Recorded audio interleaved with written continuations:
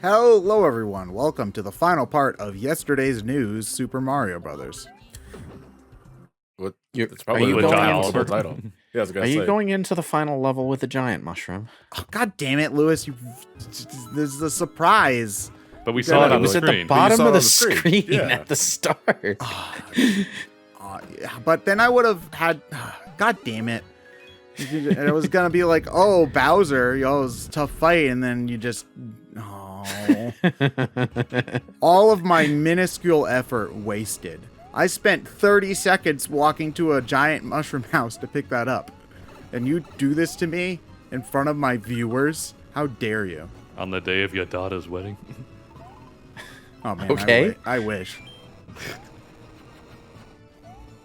It would be an odd thing to happen on the day of your daughter's wedding. What, that you Someone embarrassing me spoiling on the Mario internet? Let's I Play. mean, I'll probably, if I do have a daughter that does happen to get married, pretty sure I'll embarrass myself. Couldn't make the day. I think the question is, what are you doing recording a new Super Mario Brothers Let's Play on the I was day of gonna your say. daughter's wedding? Do you know how long it takes for a wedding to get going?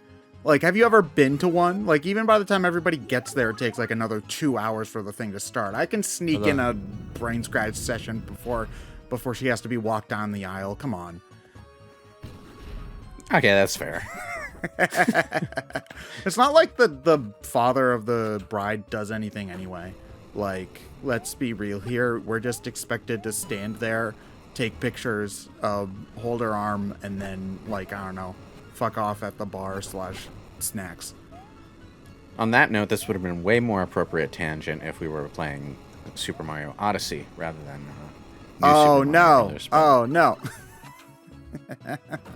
that fire jet just doesn't turn. So off, wait, does it? so but Peach's dad's presumably a king, not a mob boss, though. We I don't know for sure. We never see the dude. I don't know. I always assumed he was a mushroom. I don't think the movie counts. But Wait, we see the princess's dad in the movie? Oh yeah, he's we like we fungus stuck all over dad. the walls We see until the Daisy's end. dad. Oh yeah, Not- Daisy's not- dad. not Yeah, Peach's it's a dad. We see Daisy Daisy's in the dad. movie. Yeah, it's Daisy. But she's from Safrasa Land. No, she's from Brooklyn. No, I'm kidding. Oh She's no, from- John, did you see the post I did in your Discord the other day about the alternate versions of the characters? So it's for context for the viewers in 10, Lewis. So Peach and Daisy are together, and Daisy's just like, how come there are no Wario and Waluigi versions of us? And then Peach goes, oh dear, and then it just goes to the letters where M is flipped over to W, the L does the whole quirky thing to the upside down Waluigi L, and then Yeah. P, and then the P, and then the lowercase D. And Oh Daisy's no! just like, oh my god.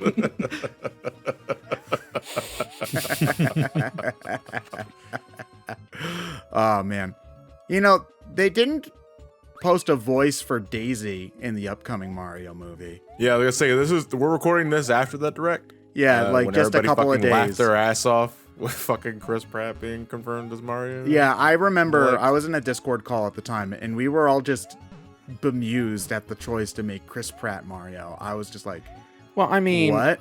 Like it may seem weird now, but because like he's always playing these good-looking, physically fit guys, but Chris Pratt was kind of the like lazy-looking comedy character for a while before he in Parks fell and into that. in Parks and Rec, yes, but the problem he's been very much typecast as Hollywood's really been pushing him as to being like the big guy.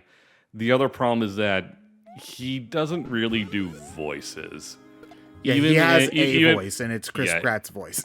Yeah, it's one of those. Even when he's doing his comedy roles for like Parks and Rec, you can still tell it's him.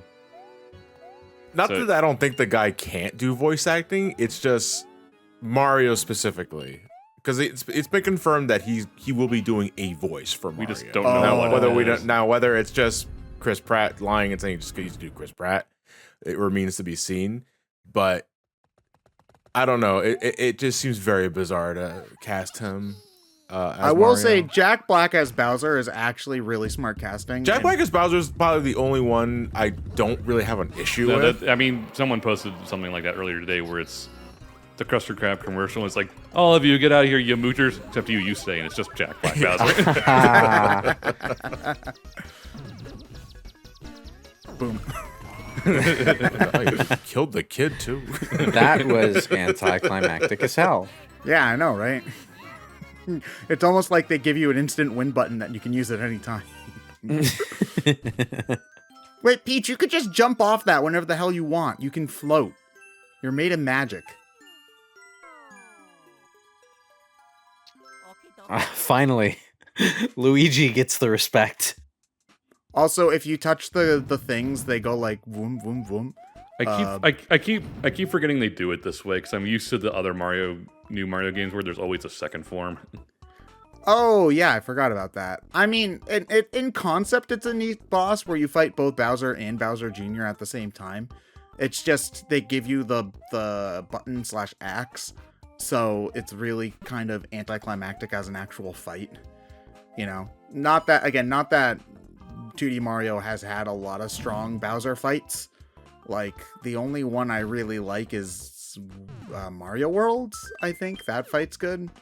It made a lot of sense in early Super Mario Brothers to have the boss be more of an obstacle than a fight, because, you know, platforming design was at its very earliest stage, and it was better at that point to focus on doing one thing well than to try mixing in action combat.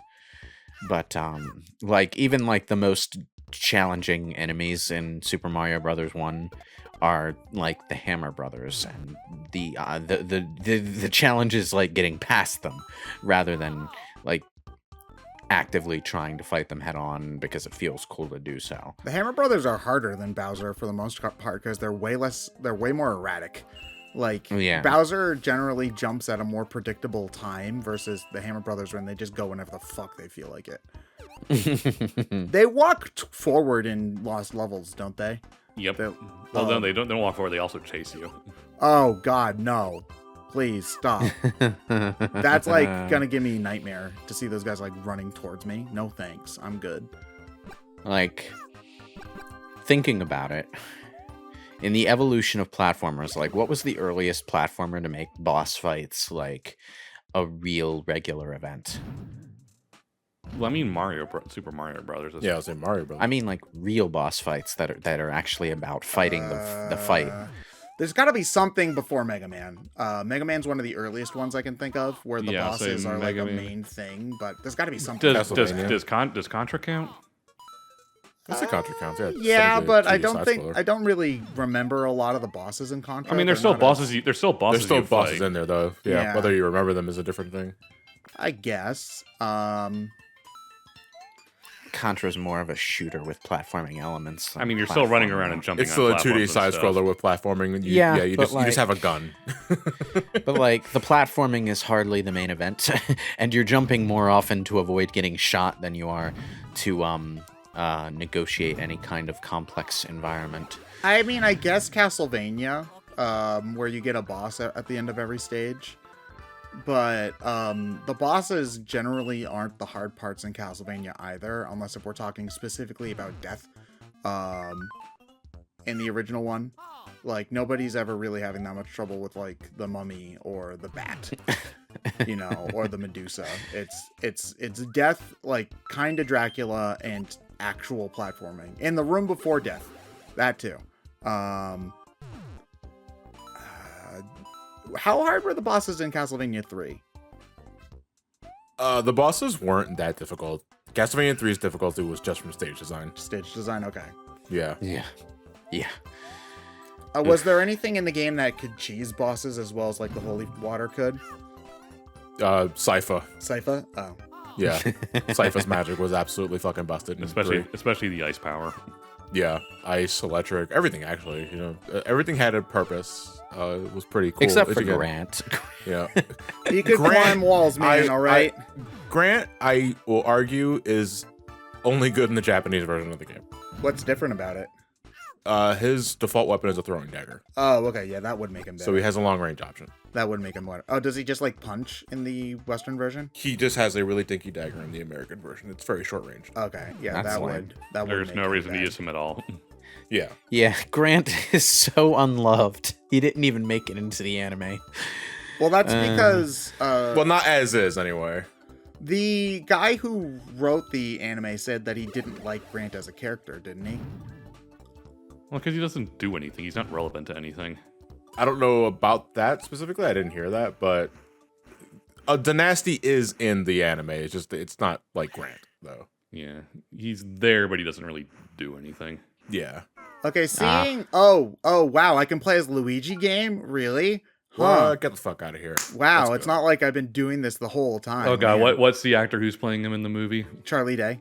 Charlie Day just wakes up one morning and then like you can now play as Luigi pops up over his head. So anyway, we all know why you're here. We all know why you actually bought New Super Mario Brothers. And so you could play a fraction of the mini games you could play in Super Mario 64 DS. Except that one. That one we're not playing because it's bad. Of course, it's a gimmicky Nintendo console of whatever generation, so of course there has to be some stupid minigame mode. I love these I'm mini glad, games. I'm glad I'm not the only one that struggles to identify a game's generation after 5. Which one was 5? I'm actually. It's partly PlayStation that. 1 It's and partly 64. that, and it's partly me just not having my timeline like straight in my head as to exactly when the DS was released. Well, let's see, because the DS goes 2004, right? Yeah. So that was still 6th generation. It'd be a 6th generation console. I mean, yeah, but it was kind Handheld, of more... It's weirdly in between 6 and 7 because it came out right before... 7, 8, 9. The point is, Nintendo loved their silly minigame collections when they were emphasizing these gimmicky control schemes. Okay, so So- this one just straight up doesn't work. I am literally heaving into my microphone so hard that I ran out of breath. And I can't get Yoshi to go up. Come on, Yoshi, jump! I literally It's- can't get him to... You can see the balloons like kind of like floating around. You have to imagine Yoshi's he's just right in the not face. up for it, man. Blow Stop blow making- yourself, game. God. Oh god, man. Yeah. It's okay. I mean, So like 80% of these mini games are not very good, but the 20% that are good, like I really, really like. like I get the appeal. I mean, I get the appeal of little minigame collections, especially for games that are for young kids. And after all, there's an entire franchise based around playing a one-screen minigame over and over and over again. It's called Bomberman, and people love that. So, obviously, every game should have their little Hotel Marios. But on the other hand, no. I mean, I get it for, especially since 64DS was the launch thing. They wanted to show off stuff you could do with the touchscreen. And they're in their own mode, so they're pretty harmless. And again, some of them are really, really fun. Like, I Yeah, played... it doesn't get in any way of the game. It's not like you have to do these to get a star or something. Yeah, they are just a bonus. This one and the one where you sort the the pink and black bob-ombs on the ground are the best ones by far. I guess like half the reason that I'm so disdainful toward this kind of thing isn't even the fault of Nintendo or the fault of the DS or even of the Wii. It's because this kind of simplistic game design was kind of like an epidemic on Steam for a while. Yeah. I mean, like, even before... Oh, yeah. You also have to remember that the game keeps in mind the gap between the screens. So when you see, like, the cannonballs, like, jump at weird angles, that's because they're keeping in mind the empty space that's supposed to be between the two Yeah, screens. when you're playing this on like an actual physical DS, you have to you have that like little gap between the two screens, and you have to time it as if the ball is passing between the two screens from one to the other, and it's very intuitive to do that kind of thing while you're playing on a physical DS. Yeah. Um, And then you this play is games 2020. like Yoshi's Island DS where they hide shit in that middle part of the screen that you can't see. And so you're ducking all over the place in order to move the camera around so that you can see the gap. And oh god. Like, I like that game far more than I should, but it is infuriating trying to find all the collectibles in that game. Oh man. Oh jeez.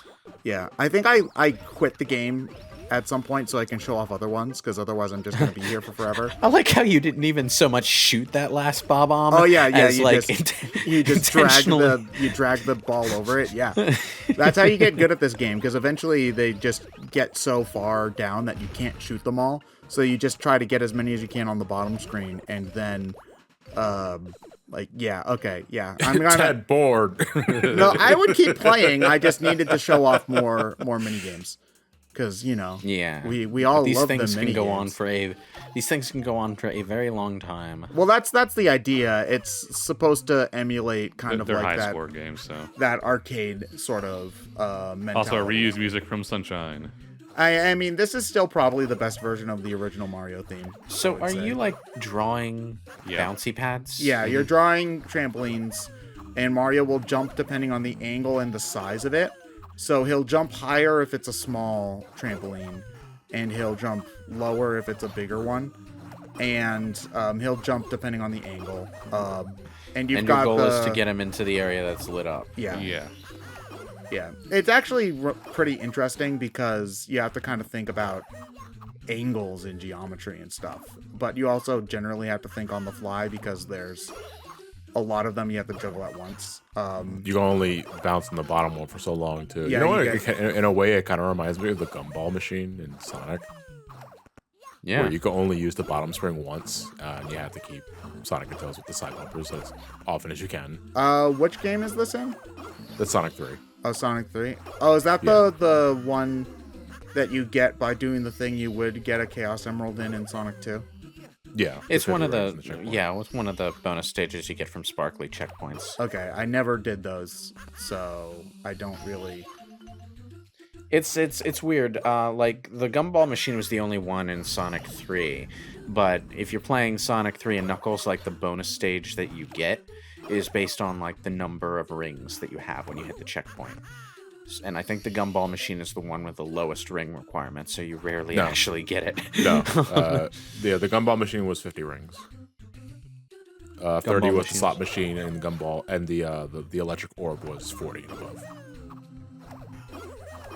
Well, 40 after a certain point. 'cause Oh, when hit you know what? 50, I then it's remember gumball the machine. electric ball and how it doesn't... I don't get it. It doesn't make sense. I don't blame you, but it's my favorite one. I love the music on that one. I mean, I've got it so well practiced that I always get to the top anyway. But once you've mastered the gravity ball bonus stage in S3 and K, it becomes the most abusable one, because once you can get to the top, there's like always a 1-up or a ring power up that gets you enough rings to get a 1-up in the same 'cause spot there's near the top. that's funny because I never noticed the ring multiplier in that bonus game until years later. Yeah, and once you get to the top, you just always have to shoot for that one power Singular up. 1-up. Yeah, Yeah. and you'll always get a 1-up every time. Yeah. Oh boy. Segregation, the video game. I don't like the implications of this minigame. Oh, you screwed up. This is why pink and black can't be together. No. I did really badly at that one, but as you can see, I've played that one a lot. You can tell, like, some of these I've done, like, none, because I know I don't like them, and then there's Oh boy, other is it ones. time for gambling? Oh boy, I love gambling. My favorite thing about this is just looking in the background. There's no one in this casino but Luigi. And then there's And the just this Toad. random Toad. He's wandering around with these drinks and being like, all right, time to find someone to serve these drinks to. And there's just nobody here. So he's just like wandering around in circles being Yeah. like, Pretending to do his job. Luigi. Oh, you son of a bit. This I'm only mofo paying it there to look cheats. nice. Oh, He yeah. cheats so bad. Says I the swear person to who's God. up. Says the person who's up by 615 coins. I'm surprised this is in here, considering the way, like, parents around this time reacted to gambling content in games for kids. Oh yeah, I like to especially think a Europe part of it is too. because Nintendo started as a car company and now don't give a fuck what parents think. They just pay respect to their roots. Yeah, this game would be Oh. rated M for mature in Europe if it came out today. Like, but like, Luigi says fuck. Didn't like, Hey You Pikachu, Not Hey You Pikachu. Let's go Well, Pokemon Pikachu. Gen 4 replaced the fucking Game Corner game with like Voltorb Flip or was it some other shit? Yeah, Voltorb Flip. I would say that's more on the the Pokemon company more than Nintendo. Yeah, they just don't want to run into any risks of anything. Yeah. I don't think they want to make different content for different versions of the games. I don't really have a problem with Voltorb Flip. My problem is that they didn't give us a way to buy coins, so that we have to grind for TMs and Evolution Stones the hard way. And I don't got time for that. I just want to spam the Elite Four over and over again and then buy my coins. All right? Like any reasonable Pokemon player. Normal player. Yeah. It is, I those think, drinks are glued mathematically onto that plate. speaking, the fastest way to earn Game Corner coins in Gen 2 is to beat the Elite Four over and over again with the Amulet coin. Because even if you get the lucky seat at the slot machine, which is the fastest way to earn coins, you're still earning coins at a slower rate than if you were to do it by buying them. Which just feels validating for me in hindsight, because I knew that it was a waste of time back then. But it's really, really nice to know that, like, I can be proven to be right with science. I mean, even if it did technically take longer to fight the Elite Four and just earn money, I think that if the gambling minigame wasn't any fun, it would still be better to just spend a little more time doing the fun thing than to waste time on the thing that isn't fun. I mean, that is something that Gen 3 has over Gen 1 and 2. I should specifically say Ruby, Sapphire, Emerald versus... because I'm pretty sure that Leaf Green and Fire Red only have, like, the slot machine. Leaf Green and Fire Red have, like, a roulette game. They have some kind of card game as well. So there's, like, more to do in the casino than just to do the slot machine, which is the worst Did you mean part. that? Did you mean that, like, Ruby, Emerald, and Yeah, Sapphire? sorry. I probably got the games mixed up, which is what I do every time I talk about anything. Okay. Yeah, You kind of so- just said. Yeah, Leaf so Green. Ruby, Sapphire, and Emerald have the like a roulette game, I think a card game, and slot machines, and I'm pretty sure Fire Red and Leaf Green just have a slot machine. So yeah, Yeah, I think so. That sounds right. yeah. So it was definitely more fun. I remember the roulette game in Ruby, Sapphire, and Emerald being a lot of fun. This is also, I think, fun too because it actually does take some skill versus just like pressing buttons, which is neat. And here I think I screw myself out of it. Yep, you should have done the clouds. Yeah, I should have done the clouds. Oops. And then the thing about this one is that if you screw yourself out early, Luigi takes like all of your coins because he takes coins away depending on how many cards you have left. The dumb son of a bitch. I swear, he cheats. Motherfucker knows what cards on top. I see through your games. How do you deal cards with gloves that fast, Luigi? It's not possible. I know. I've tried to deal cards with gloves. Don't ask why. How does Spider-Man clean walls through his gloves? The same way he shot web. Yeah. Don't worry about it. You can see the brain cogs turning in my head here. I actually think the better strategy is to go is do the ones at the bottom more. So you're not I shuffling worry the rounds at about getting the top as ones much. leaving the ones at the top unclearable. is I mean, my well, problem. here's the thing: if you get it into a position where you can reasonably get like the first two rows, then just stick to the ones on the bottom so you have the setup on the top two already done. You see, that seems like a reasonable way to do it, but I'm stubborn, so I'm going to do it my way and regret it. I spend far too long in video game casinos, especially RPG ones. Because look, Okay, so I'm never just take saying, never take Ted to Vegas. Got it. No, I've been to a real casino once. There's a really crappy one in Boston. I played one round of poker. I got 3 2s on my first hand, won $100, and then stopped and never played any more cards ever again. So I'm good. Gotta stop while the streak's hot. Yeah, I mean, I'm up You're $100 exactly on the the- house. Like, what do you You're want from me? exactly the kind of player that is best at gambling, and therefore they don't want you there. I know, like, I don't like. Why You know would how I to go quit when back you're for ahead. the expensive bad food? Like, no, thanks. I'm good. But like, if you put me in a video game casino and I'm level 9 and I can get the level 80 sword, I'm gonna be in there for a while. All right, you can't stop Oh me. God, no. Kind of like me, always unlocking Omni Slash in Disc 1. Why? Because it's there. Listen, Yeah. I should state I will only do it if the casino actually has good card games. If it's got crappy card games, then no thanks. I'm not bothering with that. But like, that's actually Tales of the Abyss, mediocre game overall, fantastic casino, 10 out of 10, best video game ever. The true abyss.